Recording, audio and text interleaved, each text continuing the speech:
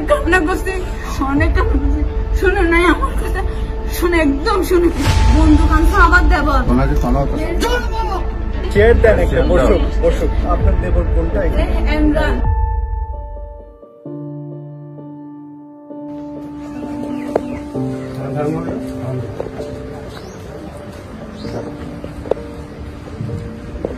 আপনি কেমন আছেন?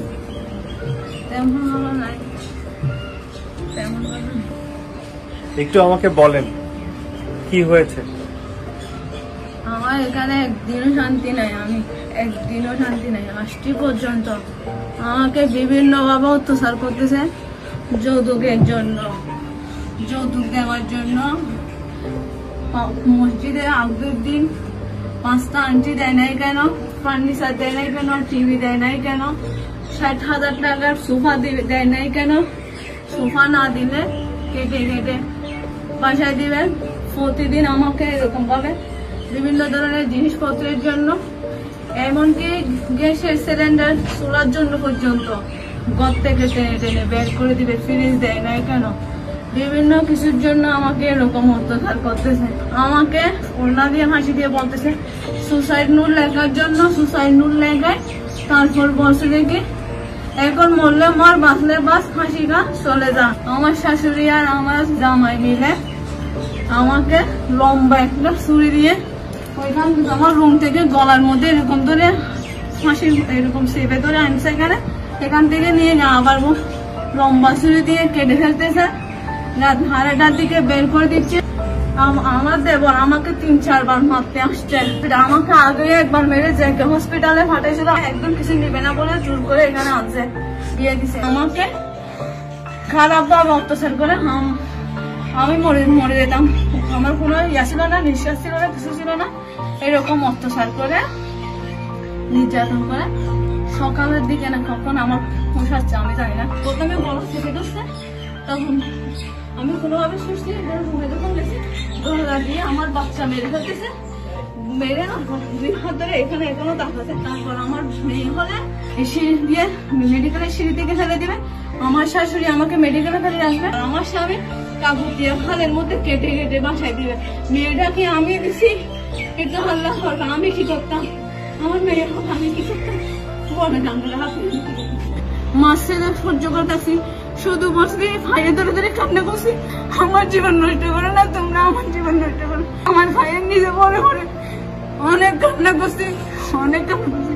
শুনে নাই আমার কথা, শুনে একদম শুনে নাই, একদম শুনে নাই। আমাকে নরপশুর মতো অত্যাচার করছে। বড় একটা লম্বা ছুরি নিছে, বন্দুক আনছে আবার দেবর। আপনার দেবর কোনটা? ইমরান।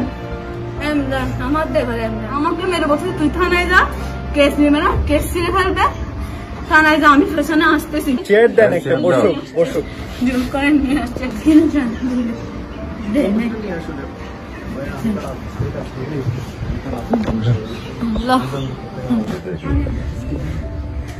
ঠিক আছে, তোমার মাছটাকে আমার বক্তব্যটা বল।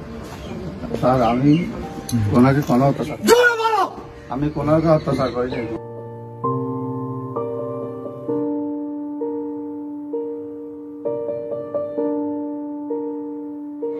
মুন্সিঘাটা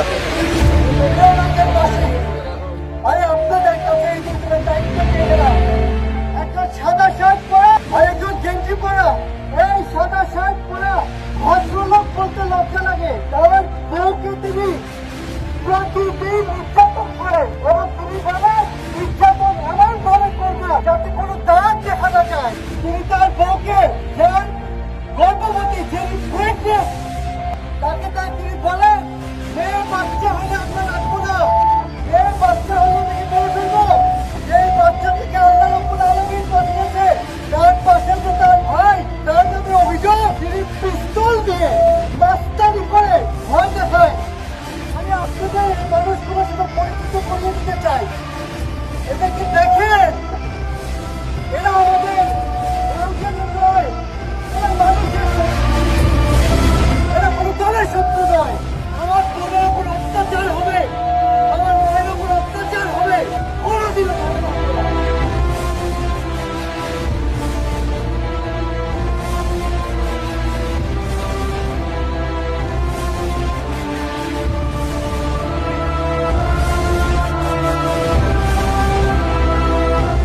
আমাদের কবি কাজী নজরুল ইসলাম বলে গেছেন, বিশ্বে যা কিছু মহান সৃষ্টি চিরকল্যাণকর, অর্ধেক তার আনিয়াছে নারী, অর্ধেক তার নয়।